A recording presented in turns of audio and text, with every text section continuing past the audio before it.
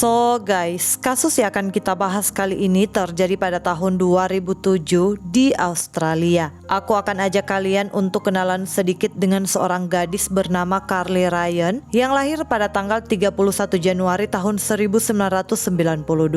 Jadi saat kejadian, Carly berusia 15 tahun. Ibu Carly bernama Sonia Ryan, sedangkan gak ada informasi soal kemana atau siapa ayah Carly. Namun yang jelas, Carly tinggal bersama ibunya di Stirling, Adelaide Hills, Australia Selatan. Carly merupakan seorang siswi di sekolah menengah. Ia dikenal cukup populer, menyenangkan, dan ramah. Masa kanak-kanak Carly cukup normal, tapi ketika Carly memasuki usia remaja, ia beberapa kali terlibat dalam kejahatan-kejahatan kecil bersama teman-temannya. Bahkan, Carly juga mulai mengonsumsi alkohol yang membuatnya pernah dilarikan ke rumah sakit karena keracunan alkohol. Namun beruntungnya, Carly masih bisa diselamatkan saat itu guys. Sejak pengalaman masuk rumah sakit itu, Carly mulai sadar dan merubah sikapnya. Ia mulai menjauhi circle pertemanan yang toksik dan mulai berteman dengan teman-teman baru yang baik. Seperti kebanyakan anak-anak remaja seusianya, Carly juga sangat aktif di media sosial, khususnya di akun MySpace miliknya. Saat itu MySpace memang menjadi salah satu platform yang sangat besar termasuk Friendster, karena memang Facebook maupun aplikasi lain saat itu tuh belum terlalu terkenal seperti saat ini.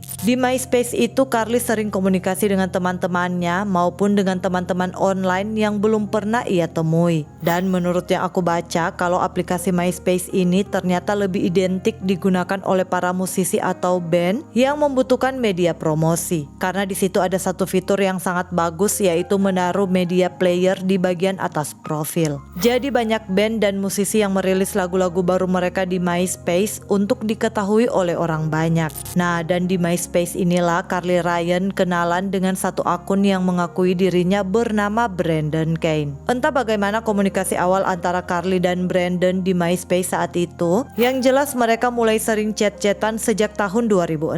Pada Carly, Brandon mengaku bahwa dia adalah seorang pria kelahiran Texas yang berusia 18 tahun. Namun katanya saat itu ia dan keluarganya tinggal di Melbourne. Brandon juga mengaku bahwa dia merupakan seorang musisi di sebuah band yang cukup populer di Melbourne. Jadi katanya dia sering sibuk karena harus manggung sana-sini. Setelah kenalan dengan Brandon di MySpace itu, Carly merasa Brandon merupakan tipe pria idaman yang selama ini ia cari. Padahal mereka belum pernah ketemuan gitu loh. Carly dan Brandon berjam-jam chat-chatan di MySpace itu, namun tentu saja Sonia sang ibu tetap mengawasi Carly. Sonia cukup waspada karena Brandon lebih tua 3 tahun dari Carly. Sonia berusaha melakukan apapun yang dia bisa untuk melindungi Carly, putri kesayangannya. Sonia juga sering nasihatin Carly untuk tetap berhati-hati dengan Brandon, teman online-nya itu. Namun Carly yang udah dibuat percaya banget sama Brandon, tampaknya nggak menghiraukan nasihat ibunya. Istilahnya Carly ini udah bucin banget guys. Hubungan Carly dan Brandon makin dekat meskipun hanya lewat chat-chatan, di mana Brandon menyatakan perasaannya pada Carly kalau dia sangat mencintai Carly. Mereka berdua terus komunikasi lewat MySpace dari tahun 2006 saat usia Carly 14 tahun sampai memasuki bulan Januari tahun 2007, di mana Carly begitu excited dengan rencana hari ulang tahunnya yang ke-15 tahun. Jauh sebelum hari ulang tahunnya, yaitu tanggal 31 Januari, Carly telah berencana ingin mengadakan pesta bersama orang-orang yang ia sayangi, yaitu sang ibu, sahabat-sahabatnya, terlebih sang kekasih online yakni Brandon Kane. Awalnya Brandon janji ke Carly kalau dia pasti akan hadir saat hari ulang tahun Carly, dan nantinya itu akan menjadi kado terindah bagi Carly karena untuk pertama kalinya dia akan bertemu Brandon, sang kekasih yang sangat ia puja. Namun sayangnya semua tidak berjalan sesuai dengan yang Carly harapkan, di mana beberapa hari sebelum ulang tahunnya, Carly menerima pesan dari Brandon yang mengatakan kalau dia tidak bisa hadir di pesta ulang tahunnya Carly. Tapi Brandon bilang ke Carly kalau ayahnya akan datang bawa kado ke pesta ulang tahun Carly sebagai pengganti dirinya. Brandon juga kasih nomor telepon ke Carly yang katanya nomor itu milik ayahnya. Meskipun bukan itu yang Carly harapkan, namun Carly tetap bersemangat dan happy karena ia akan bertemu dengan ayahnya Brandon. Apalagi katanya ayah Brandon itu bakalan bawa kado ulang tahun titipan Brandon sang kekasih. Hari ulang tahun Carly yang ke-15 pun tiba, tepatnya tanggal 31 Januari tahun 2007. Ibu Carly yakni Sonia yang tahu kalau ayah Brandon bakalan datang, menjadi curiga dan gak mengizinkan ayah Brandon datang ke rumah mereka dan bertemu Carly sebelum Sonia memastikan wujud ayah Brandon itu. Jadi Sonia minta nomor telepon ayah Brandon ke Carly, lalu Sonia menelpon ayah Brandon dan mengatakan kalau dia mau bertemu empat mata sebelum ayah Brandon datang ke pesta ulang tahun Carly di rumah mereka. Tampaknya ayah Brandon setuju, di mana di pagi tanggal 31 Januari itu Sonia, ibu Carly dan ayah Brandon bertemu di sebuah coffee shop. Pas tiba di coffee shop, seorang pria tua yang mengaku sebagai ayah Brandon Kane muncul guys. Pria itu mengatakan namanya Shane dan ia juga tunjukin ke Sonia riwayat panggilan telepon antara dia dan Sonia supaya Sonia percaya kalau dia ayah Brandon Kane yang udah janjian dengan Sonia sebelumnya. Saat tiba di coffee shop, Shane menggunakan seragam satpam dan di kaca jendela belakang mobilnya juga memiliki lencana keamanan perusahaan. Setelah ngobrol-ngobrol dan melihat penampilan Shane yang meyakinkan, Sonia pun percaya dan mengizinkan Shane atau ayah Brandon itu datang ke pesta ulang tahun Carly nanti malam. Waktu berlalu, malam pun tiba guys. Teman-teman Carly mulai datang ke rumahnya untuk menghadiri pesta ulang tahunnya. Dan di antara mereka yang datang ke pesta Carly, salah satunya seorang pria tua yakni Shane atau ayah Brandon Kane dengan membawa hadiah. Ketika Shane tiba, Sonia yang awalnya yakin kalau Shane orang baik-baik, seketika berubah menjadi curiga dan was-was ketika Sonia melihat selama pesta berlangsung, Shane menatap tubuh Carly dari atas sampai bawah dengan tatapan nafsu guys. Creepy banget ya. Sebagai ibu, Sonia mulai merasakan firasat buruk. Namun berbeda dengan sang ibu, Carly sama sekali nggak curiga. Carly malah happy banget ayah dari pacarnya datang ke pesta ulang tahunnya. Bahkan saat pesta udah selesai, Carly nggak mau Shane pergi dari rumah mereka. Carly meminta Shane nginep aja di rumah mereka malam itu karena dia takut Shane kenapa-napa pas di jalan pulang. Shane pun setuju dan Sonia sang ibu juga mau nggak mau ngikutin permintaan putrinya itu. Saat itu beberapa sahabat Carly juga nginap di rumah Carly. Kemudian saat hampir tengah malam, Sonia memilih masuk ke kamarnya. Begitupun dengan Shane pergi ke kamar tamu. Sementara di teras rumah, Carly dan sahabat-sahabatnya masih ngobrol-ngobrol karena belum ngantuk. Meskipun udah di kamar dan udah ngantuk, tapi Sonia nggak bisa tidur. Karena firasatnya yang nggak enak, Sonia pun memilih untuk mengawasi Shane. Diam-diam Sonia keluar dari kamarnya. Dan benar aja ketika Sonia keluar kamar, ia melihat Shane juga keluar dari kamar tamu berjalan menuju ke kamarnya Carly guys. Setibanya di depan kamar Carly, Shane membuka pintu, ia masuk dan berbaring di atas tempat tidur Carly.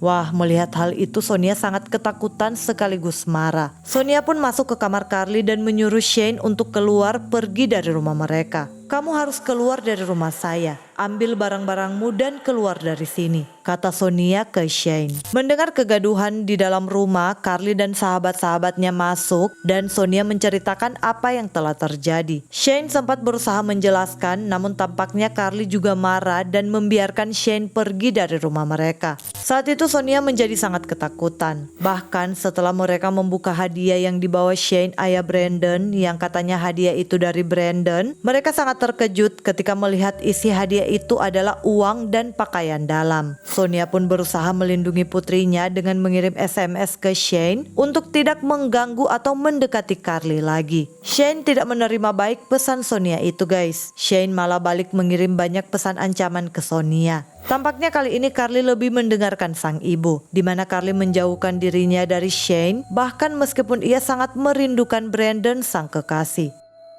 Waktu berlalu hampir 1 bulan setelah ulang tahun Carly, semuanya tampak kembali normal. Kemudian satu kali Carly minta izin ke ibunya kalau ia mau bertemu dengan teman-temannya di kota seperti yang selalu ia lakukan sebelumnya. Pukul 4 sore di tanggal 19 Februari tahun 2007, Carly pamit ke ibunya buat ketemu teman-temannya dan nantinya dia bakalan nginap di rumah salah satu temannya itu. Sebelum pergi, nggak seperti biasanya, Carly memeluk erat sang ibu sebanyak 4 kali sambil mengatakan, "Aku mencintaimu." Namun sayangnya, itulah terakhir kalinya Sonia melihat Carly, putri kesayangannya, dalam keadaan hidup. Di mana keesokan paginya Sonia menjadi khawatir ketika Carly tidak menjawab panggilan telepon darinya. Tak lama setelah itu Sonia menerima telepon dari seseorang yang mengatakan kalau dia menemukan dompet Carly di jalan. Dan pas Sonia tanya di mana tempat orang itu menemukan dompet Carly, Sonia sangat terkejut karena tempat itu sangat jauh dari tempat atau rumah teman Carly yang Carly bilang ke Sonia kalau dia akan pergi menginap. Sonia pun menelpon orang tua dari teman Carly dan Sonia menjadi sangat khawatir ketika orang tua teman Carly itu bilang kalau Carly tidak pernah datang ke rumah mereka malam itu. Pikiran Sonia makin kacau ketika Sonia melihat berita TV yang memberitakan telah ditemukan jasad seorang gadis di pantai Horseshoe Bay di Port Elliot. Kemudian Sonia memilih pergi ke rumah sakit tempat jasad yang ditemukan itu dibawa untuk memastikan apakah itu Carly putrinya yang hilang atau tidak. Namun sayangnya seperti mimpi buruk, Sonia bisa mengidentifikasi kalau itu adalah jasad Carly, putri kesayangannya.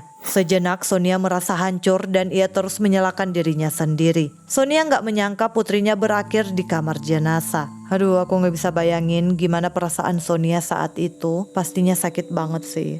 So, pertanyaannya sekarang, siapa orang yang tega menyakiti seorang gadis remaja yang manis dan menyenangkan seperti Carly? Ketika penyidik melakukan investigasi, sedikit demi sedikit petunjuk mulai ditemukan. Pertama, ada seorang saksi mata di pantai Port Elliot tempat jasad Carly ditemukan, bersaksi pada polisi bahwa malam itu dia melihat Carly berada di pantai bersama dua orang pria dengan menggunakan mobil berwarna biru pucat dan terdapat stiker di belakang mobil. Gak butuh waktu lama bagi penyidik menemukan mobil tersebut, guys. Mobil berwarna biru pucat dengan stiker di kaca jendela belakang itu ditemukan terparkir di sebuah rumah di Mornington. Dan mobil tersebut milik seorang pria bernama Gary Francis Newman yang berusia 50 tahun. Tidak hanya mengamankan mobil, penyidik juga mulai menggeledah rumah Gary. Dan saat digeledah, penyidik sangat terkejut ketika mengetahui bahwa Gary ternyata adalah seorang pedofil. Di mana penyidik menemukan Gary memiliki lebih dari 200 identitas online yang ia gunakan untuk menipu anak-anak di bawah umur.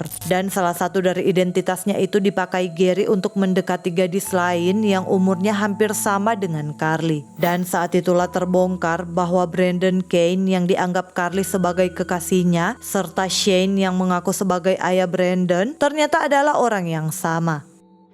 Selama ini Gary sengaja menggunakan identitas palsu sebagai Brandon untuk mengelabui Carly. Semua yang terjadi antara Carly dan Brandon hanyalah kebohongan Gary belaka. Dan berikut kronologi kejadian Carly ditemukan mengambang di pantai, guys. Jadi Gary memancing Carly menggunakan akun Brandon Kane di MySpace untuk keluar menemuinya. Kala itu Brandon minta maaf soal Shane ayahnya dan ia terus meyakinkan Carly kalau kali ini dia benar-benar ingin bertemu dengan Carly. Brandon alias Gary ingin balas dendam pada Carly setelah Sonia, ibu Carly, mengusirnya dari rumah mereka saat hari ulang tahun Carly. Nah, dan ternyata Gary ini udah punya anak laki-laki yang udah dewasa, guys. Namun identitas putra Gary dirahasiakan oleh penyidik karena setelah diinterogasi, putra Gary itu nggak tahu menahu soal kelakuan bejat ayahnya. Putra Gary juga nggak tahu soal hubungan sang ayah dengan Carly. Dan di malam kejadian saat Gary berpura-pura menjadi Brandon dan ingin menjebak Carly, Gary juga berbohong ke putranya, di mana Gary mengajak putranya itu ke pantai untuk jalan-jalan. Tapi sebelum ke pantai, Gary menjemput Carly di suatu tempat dan selama di perjalanan putra Gary hanya diam dan bingung di dalam mobil. Sepanjang perjalanan itu juga, Carly mengira kalau putra Gary itulah Brandon Kane, kekasihnya. Kemudian sesampainya di pantai, Gary langsung menyakiti Carly, guys. Di mana Gary memukul Carly hingga pingsan, mencekiknya, lalu Gary melempar tubuh Carly ke air.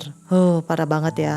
Dengan semua bukti yang ada serta kesaksian dari putra Gary sendiri yang menyaksikan kejadian tersebut, Gary Francis Newman ditangkap dan didakwa atas pembunuhan Carly Ryan. Kasus ini pun dibawa ke persidangan, guys. Hakim Mahkamah Agung Australia Selatan yang memimpin persidangan pada tahun 2010 menggambarkan Gary sebagai predator dengan rencana yang sangat menyimpang untuk menipu, merayu, dan membunuh Carly karena ia tidak bisa mendapatkan apa yang ia mau. Akhirnya pada tanggal 21 Januari tahun 2010, Gary Francis Newman dijatuhi hukuman penjara seumur hidup dengan kesempatan bebas bersyarat setelah ia menjalani hukuman 29 tahun penjara. Sementara putra Gary yang identitasnya dirahasiakan dibebaskan dari semua tuduhan karena tidak terbukti terlibat dalam menyakiti maupun membunuh Carly.